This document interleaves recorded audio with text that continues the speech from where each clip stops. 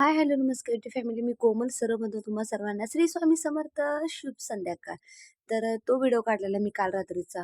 अचानकच कुठून खुळं एकदम म्हणजे ते पिसाळलेलं कुत्रं वगैरे म्हणतो आपण तशा ते एक कुठून आलं काय समजलं नाही. त्यामुळे दोन्ही कुत्र्यांना मी रात्री आत घेतलेलं. कारण की त्यांना विनाकारण चावलं केलं तर पावसाचं विनाकारण त्रास नको म्हणून. आणि त्यानंतरनं आज आहे गुरुवार, तर छान हिच्यासोबत छान सकाळचं खेळून वगैरे झाल्यानंतरनं मुलांच्या टिफिनला आज नाश्ता आणि टिफिन दोन्ही पण हा शाबूचाच होता. कारण की शाबू असलं की पोरांना जेवण वगैरे काही लागत नाही. नुकता त्याच्यावर त्यांचं छान पोट भरून जातं. तर छान असं नाश्ता करून घेतला, टिफिनलाही तेच दिलं, नाश्त्यालाही तेच दिलं. त्यानंतरनं ही आहे आजची माझी देवपूजा.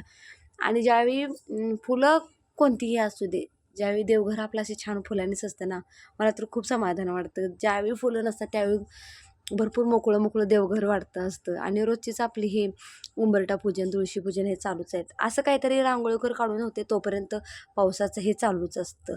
त्यानंतरनं छान संध्याकाळच्या स्वयंपाकासाठी तर आज छान शेवग्याची आमटी, भोपळ्याची भाजी, मेथीची भाजी. आता काय भाज्या स्वस्त झाल्यात त्यामुळं भरभरून भाज्या खायच्या आहेत.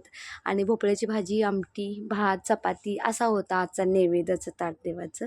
आणि हा ब्लॉग तुम्हाला जरा जरी आवडलास तर लाईक करा, शेअर करा, सबस्क्राईब करा. जय महाराष्ट्र.